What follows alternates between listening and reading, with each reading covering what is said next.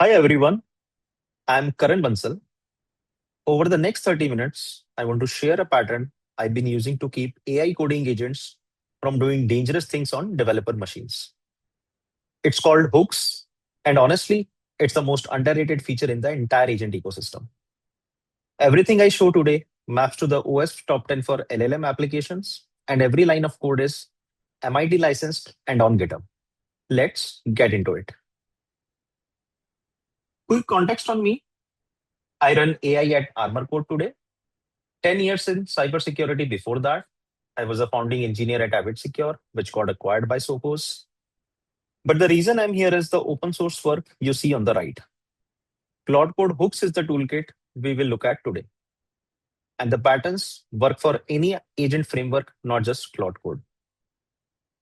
I started writing about hooks back in January because the docs existed at that point, but practical examples did not. This talk is what I wish someone had told me back then.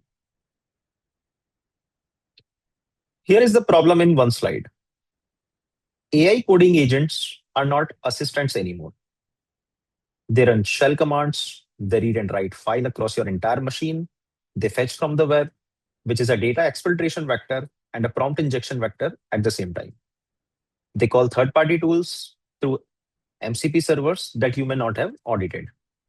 They push to Git, and critically, they spawn sub-agents that have all the same powers recursively.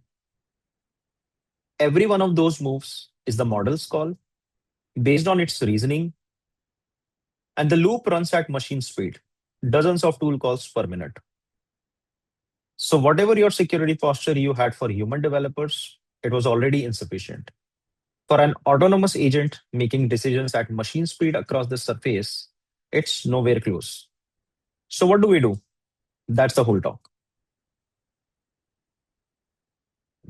Now, every modern AI agent runs the same four-step loop: think, act, observe, repeat. Claude Code does this, Cursor does this, Copilot Agent, Codex CLI, all of them. And the act step is where everything dangerous potentially happens.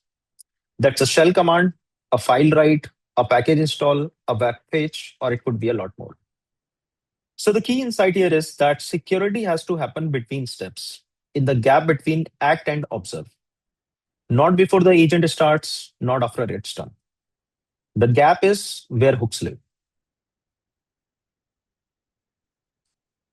Okay, quick reality check before we get into the architecture. I'm not going to tell you that sandboxes are wrong. If you can run your AI agent in a VM with lockdown network, no real credentials, and a clean copy of your code repo, that's a great answer. It's also the answer almost nobody actually runs. So, this is what I see in practice. People would either launch Claude Code with the flag dangerously skip permissions, or if we look at Codex, there is a YOLO flag, which basically gives all the permissions to the agent, or they will click allow all on every prompt because by the third dialog, they have stopped reading. They run agents in their main dev environment with real Git credentials and real cloud access because that's where their code is. They skip the sandbox because the sandbox breaks their package installs and their CI integration. The right answer exists, nobody runs it, and that's the gap hooks fill. Think of it as defense in depth. If you have a sandbox, great, keep it, add hooks inside it.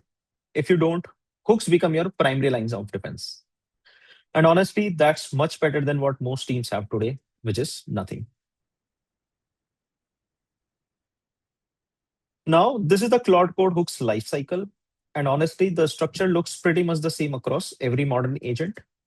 And while there are a lot more triggers for hooks, I've covered only a couple of them in this diagram for simplicity and ease of understanding. The dashed orange box is the agentic loop. Around it are session level events. Now, every single box on this diagram is a hook point. Now, a hook can be of five types. The one you will use 95% of the time is a shell command. Any executable in any language: Node.js, Python, Bash, Go, Rust, or any language of your choice. The other four are escape hatches: an HTTP endpoint if you want centralized policy across machines, an MCP tool if you already have an MCP server doing policy work, a prompt if you want an LLM to make the decision, that would be slow but more flexible. Or a sub-agent is spawned if you need full reasoning power. For everything I will show today, it's shell. Now, how does a hook actually decide? Two ways. Either it will do exit with code 2 to block the action. Anything else is non-blocking. Or it will exit with 0 and print a structured JSON to allow, deny, ask, or modify. Multiple hooks for the same event can run in parallel. And by default, the hooks are meant to be synchronous. That is, they block the loop until they finish, but you can add async true flag and they will fire and forget. And the critical part is that model never sees the hook. It cannot be social engineered around it. This is policy enforcement outside the LLM, and hooks are deterministic, whereas LLMs are non-deterministic by nature. The full Claude Code hook system has grown to 29 events, but you don't need all 29. For security work, 6 events carry the heavy lifting. PreToolUse, it runs before any tool call. It can block it. This is your enforcement workhorse. PostToolUse runs after a tool call, can scan the results before the model sees it. User prompt submit fires when the user types something, useful for sanitization of input. Permission request lets you auto-deny risky tool calls without bothering the user. Sub-agent start, it fires when the agent spawns a sub-agent. You're sealing for parallel work.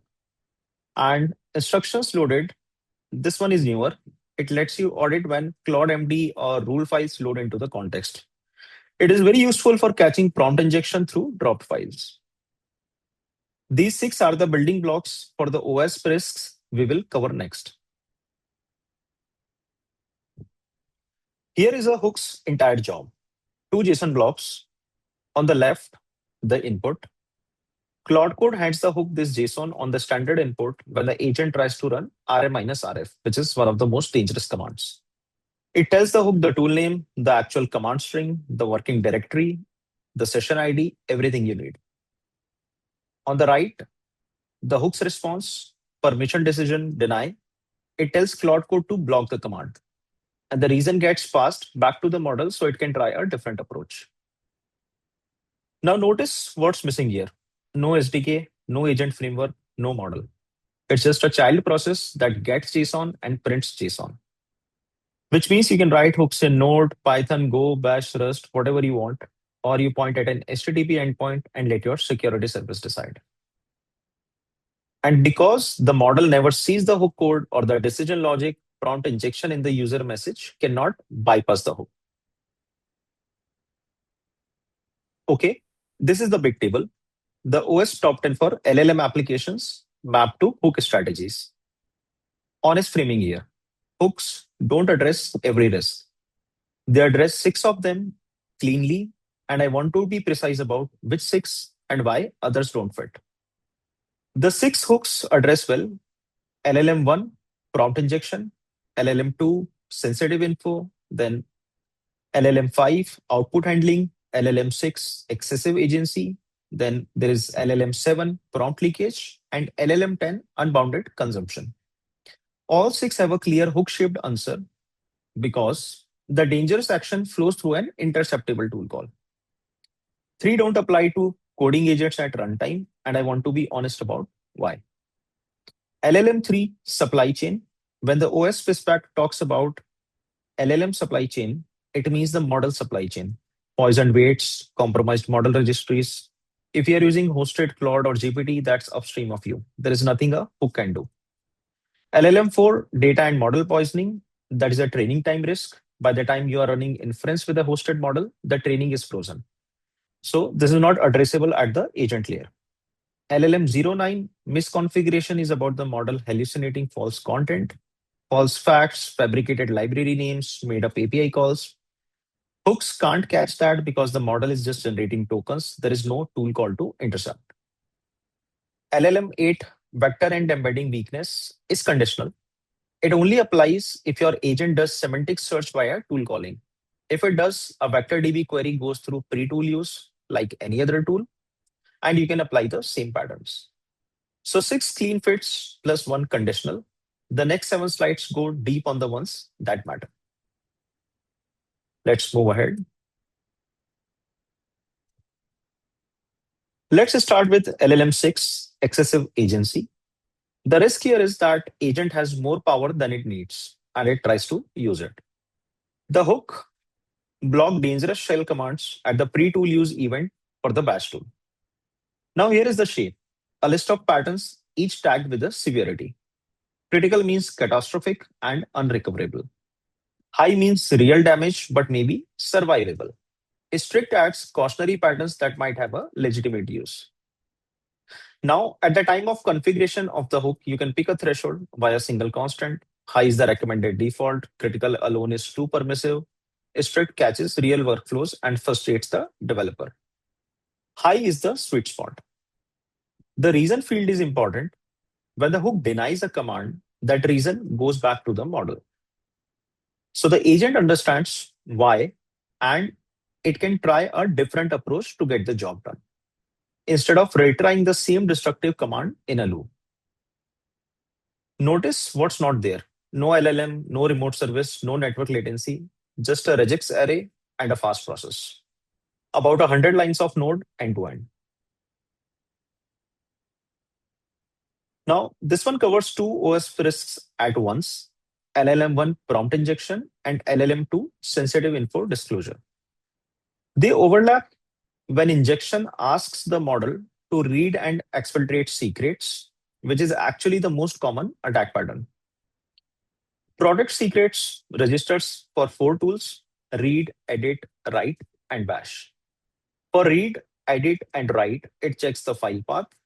For bash, it checks the command string against a second set of patterns. And the bash patterns are where it gets fun. We block not just cat.env, we block curl uploading.env to a remote server, .scp copying it, source loading it into the environment, find with exec cat, base64 encoding it, all those different scenarios and more. These are real exfiltration patterns we have seen in the wild. And of course, there is an allow list for false positives. So .env.example is fine. And again, no LLM, no network, pure regex, sub-millisecond.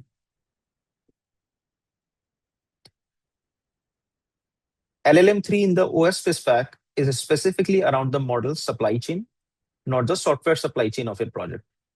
But the agent installing a malicious NPM package is still a real risk worth covering. And that falls under traditional software supply chain. Adjacent risk, same fix. Adjacent risk, same fix. Here is the threat. The agent installs a malicious package because the model misspelled the name, or because it was told to install something by a poisoned readme it just read. The shape, PreToolUse for bash, regex matches install commands across npm, pip, cargo, uv, yarn, etc. Parse the package names, check each one against the top 10,000 registry packages using Levenstein distance to catch typo squats, like using LODAHS instead of LODASH. You flipping the HS order, checking minimum downloads or the age of the package, and optionally calling certain APIs which give a deeper score for the dependency. A straightforward policy logic, high impact, one of the hooks I would most like to see the community ship next.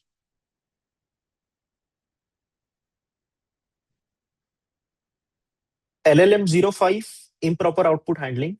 Now this one is different. It's about the code the agent writes, not the command it runs. The classic vulnerabilities, XSS, SQL injection, command injection, eval, dangerously set inner HTML, etc. They are there. The hook fires on PostToolUse for edit and write. It scans the file content with a handful of patterns. If it sees a bad smell, it returns decision block. Now, block in PostToolUse does not undo the write. The file is already on the disk. But it does prevent the next model call until the agent acknowledges and fixes the file. So you get this clean handshake where the agent rewrites the file before continuing to the next step. For a deeper scan, the same hook can shell out to semgrep or bandit. that costs you a couple hundred milliseconds, which is fine on a file write event, but not fine on every bash call. LLM 7 system prompt leakage. There are two attack shapes here for coding agents. One, where an external attacker tricks the agent into reading Claude.md and exfiltrating it. The product secret hooks we just saw already covers a chunk of this by treating .claude config as sensitive. Two, and this is the more interesting one, the agent itself drops a new rules files into .claude/rules via write, which then loads on the next traversal and rewires the agent's behavior. Think about what that is for a second. That's the prompt injection via the file system. The new instruction loaded event makes this trivially detectable. Every time a Claude.md or a rule file loads, the hook logs who loaded it, from where it was loaded, and why it was loaded. If a rule file appears that the user never wrote, you raise a flag.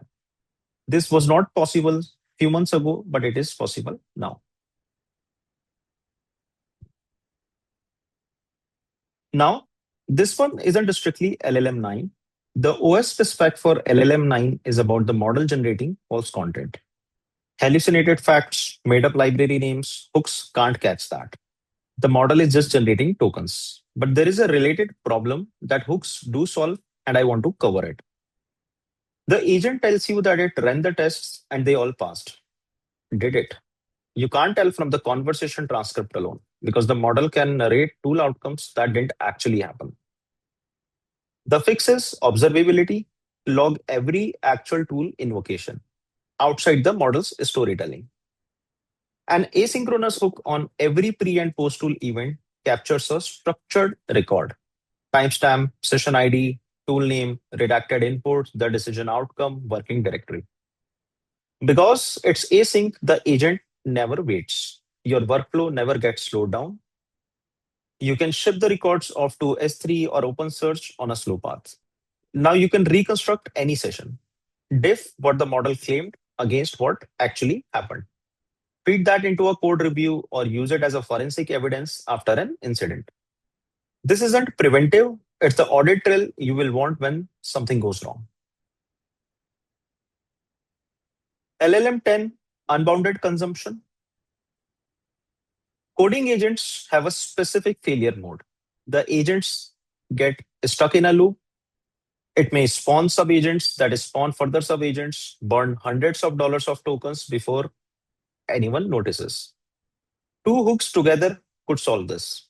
A rate limiter on PreToolUse, it will count the tool calls per session, per minute, per hour, denies once the threshold is hit. And a sub-agent cap on sub-agent start, counts active children, denies when there are too many.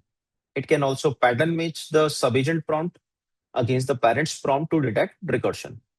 Simple, and honestly, this pays for itself the fastest because every block runway loop is a real dollar saved.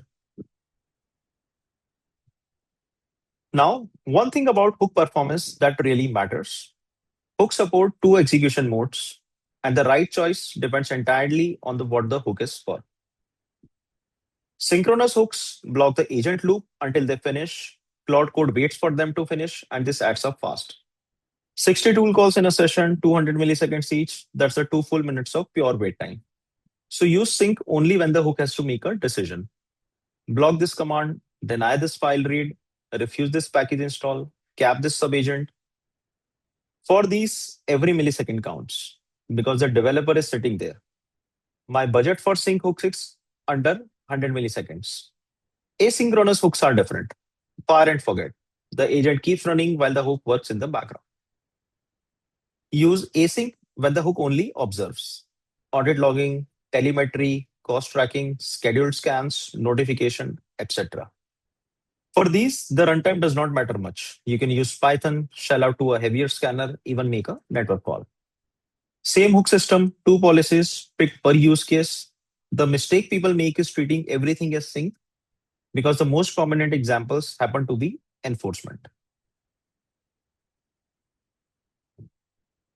Now, looking at some concrete numbers tied to the sync versus async distinction. Pure bash hooks 10 to 20 milliseconds, Fastest opinion, but limited to what regex can express. Node.js has a cold start, 50 to 100 milliseconds, the sweet spot for real policy logic. Python, 200 to 400 milliseconds, which is your whole latency budget gone if you are synchronous. So for synchronous enforcement hooks, pick bash if your check fits a regex, node if you need a real logic, or go even faster with a compiled Go or a Rust binary under 10 milliseconds when the bar is really tight. For asynchronous observers, audit loggers, telemetry, cost trackers, Python is fine. Nothing is waiting on the result. And there is a third option I would flag, HTTP hooks. You point Claude Code at a local endpoint, keeping your interpreter warm, pay around 5 milliseconds round trip, any language.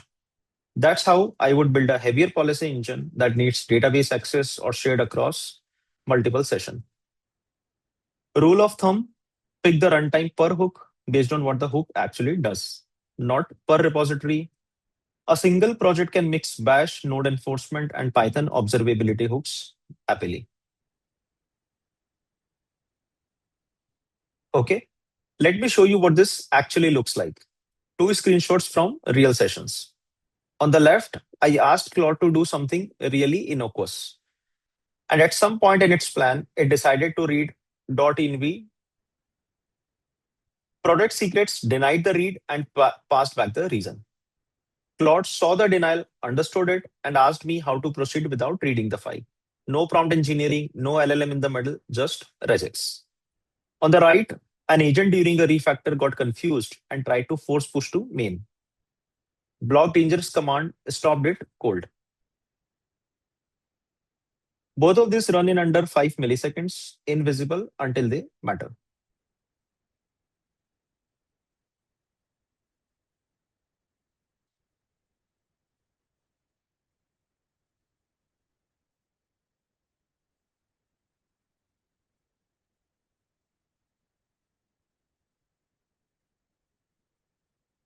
All right. So, a quick note before I close. The reason this pattern matters beyond Claude Code is it's not just Claude Code anymore. The four biggest agentic coding tools, all of them are shipping hooks. And the event names are nearly identical. Claude Code has 29 events, including pre-tool use, post-tool use, etc. OpenAI Codex CLI ships 6 events, the exact same pre-tool use, post-tool use, permission request, user prompt submit, plus session start and stop. GitHub Copilot ships 13 events, pre-tool use, post-tool use, permission request, sub-agent start, sub-agent stop, and more. Cursor uses before shell execution, before MCP execution, before read file, after file edit, and a dozen others. Different names, same shape. Now, this pattern has converged across Anthropic, OpenAI, GitHub, and Cursor independently. That tells you that the design is right. So, three universal principles to take away: intercept at the tool call level, run policy outside the model, and log everything. If we take one thing from this talk, it's that the vendor specifics will keep evolving. Those three principles would not. Whatever agents you use, ask the same questions. Where are the hooks? What events do they fire? And what policy can I write?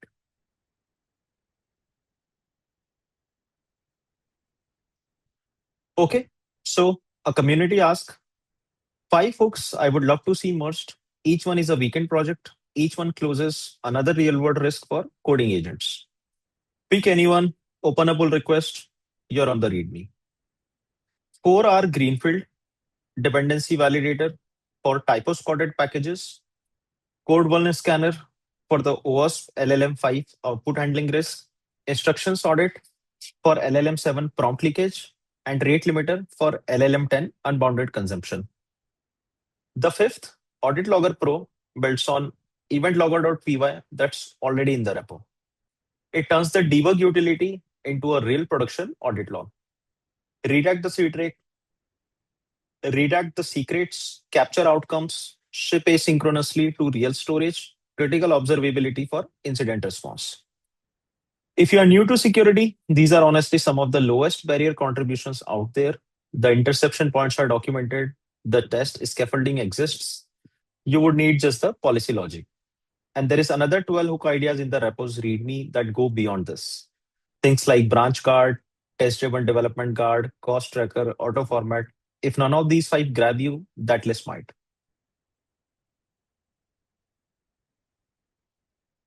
All right. So the closing thoughts and four takeaways. One, hooks are runtime policy enforcement outside the model, so they cannot be jailbroken from inside the prompt. And hooks are deterministic, whereas LLMs are non-deterministic by nature. Two, six of the OS top 10 for LLM applications have a clean hook-shaped answer. The other four either don't apply at runtime or need a different layer of defense. The pattern is the win where it fits. Three or four are the ones I really want you to leave with. Every block dangerous command saves a potential disaster. Every protected secret prevents a leak.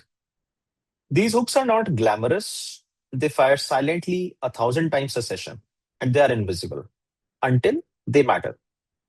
The repo is on GitHub, MIT licensed. All the production code shown today is there. The blog is on my site. The Claude Code hook docs are at code.claude.com and OWASP's LLM top 10 at genai.owasp.org.